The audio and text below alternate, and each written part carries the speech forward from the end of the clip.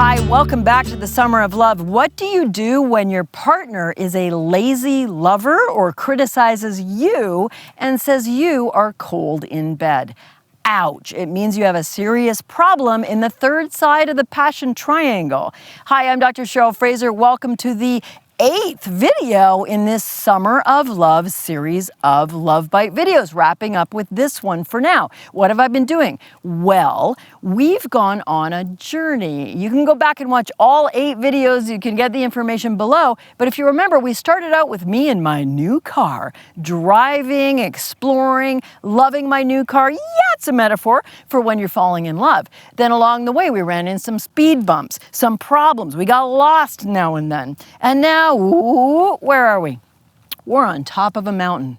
We've done it. We've scaled to the heights of an extraordinary, passionate, loving, playful, fun, humorous, deep, amazing relationship. Now, I'm not there yet all the time, and I'm quite sure hardly any of you are either, but this is where we want to end up. We want to end up looking down and looking at our journey. Oh, babe, do you remember how years 2 through 4 were so tough? We had the new baby, we were fighting all the time. Do you remember when your mom died and you got depressed and we lost each other? Do you remember when we went through such a pain of you thought you were falling in love with that person at work and we were so frightened we were losing each other? That's the journey. I want you to be at the top of your game, at the top of the mountain, looking back at your love life and saying, we're here, baby. We're strong in the 3 keys to passion. Now, that's the main thing I teach. Why? Because I'm a psychologist, I'm a sex therapist, I'm a Fulbright scholar. I've taught for Tony Robbins, Jack Canfield of Chicken Soup for the Soul. It seems like I know what I'm talking about. And what all the research pulled together indicates is what I call the 3 keys to passion are critical if you're going to have an extraordinary relationship. The first one, we had 2 bites in this series about it: intimacy, communication, conflict resolution, feeling emotionally close. The second is thrill, excitement, novelty, falling in love over and over again with the one you're with. And the third key ingredient, this should not surprise any of us, to a great passionate love affair is great sex. So I'm going to read you 2 representative questions that were sent to me of many, many, many. I'm going to let the dog go. She might go hang out with Leo, my friend, cameraman, and business partner here. Here's 2 questions I got. One was, my husband finds me cold in bed. We're in our early 50s. How can I reignite the heat? So there we've got, he's upset that he finds her cold. The problem might be his. I'm going to tackle that in a moment. And another person wrote from the other side of the perspective. She writes that she's quite a highly sexual person. Her boyfriend has really reduced in his sex drive. And then she says, ouch, I'm not using names here on purpose. She says he's become a very lazy and selfish lover. The few times we do have sex, it's all very wham bam, thank you ma'am, focused on his orgasm. I've resorted to pleading for a bit of kissing, a bit of touching, maybe even some oral sex more than twice a year, some foreplay.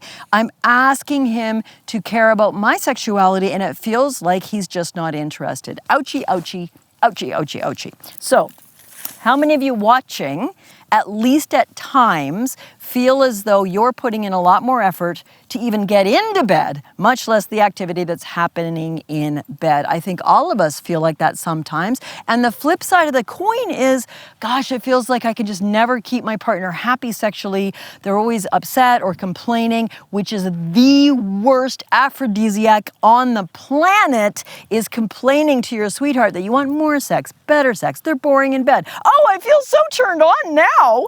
So, what are we going to do? Well, we're not going to solve this in the next 2 minutes, but I'm going to, say, come onto Facebook Live. I'm going to dive deeper into it, and there's some great stuff ahead. I'm going to tell you in a moment. But to start, please don't shoot the messenger. If you're having sexual disconnect, if one of you is frustrated, bored, feeling concerned, wants your partner to be a better lover, I'm going to flip this on its head and say, starts with you. It starts with you. Be a better lover, please me, is almost never going to work. And if it does, you'll have a resentful partner that's doing something out of a sense of duty, not joy. How about this?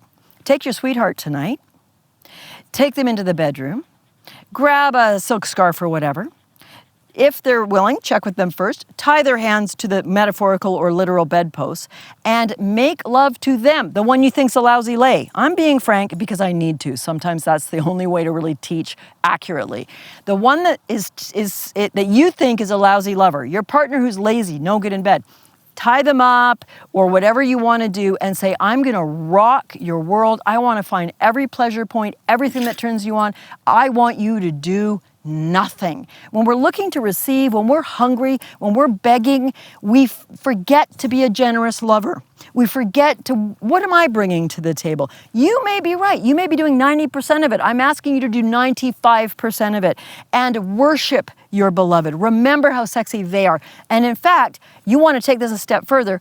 Forbid yourself from having any real pleasure other than vicarious pleasure. What can I bring to you? How can I make you writhe with ecstasy? How can I bring you orgasms? And no, none for me tonight. Give a buffet of love.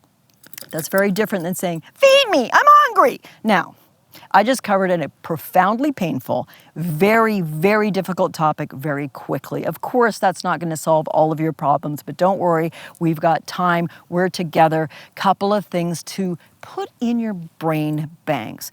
Once or twice a year, I open up the doors to an intensive VIP exclusive couples coaching and training and online workshop program. I'm not going to worry you with the details now. It's coming next month or so, but stay tuned because before that wonderful course opens up, I'm going to be giving a series of free masterclasses. These are free relationship couples workshops that you can join online, and I'll go much more deeply into your questions. I will teach much more deeply on these 3 predictors of a fantastic, erotic, joyful relationship. Here we are. In our hemisphere, summer's almost over. We're heading towards the beginning of the new year. Universities, schools, jobs seem to rev up. Whatever's happening in each of our countries in terms of being at work or working at home, there's that sense of regret that summer's over. The summer of love is just foreplay to the year of passion ahead. Please stay with me. I want to be your guide. I want to help you in every way I can. If you've got a friend or someone whose relationship isn't doing so well, send them this. Help them out. Send me your questions. Read below for more info. I love you. It's been wonderful to speak to you through this summer of love. And now we're going to move into the fall of passion. It's just going to get better from here. Stay tuned because I got some great, sexy, deep, profound, life-changing goodies coming your way.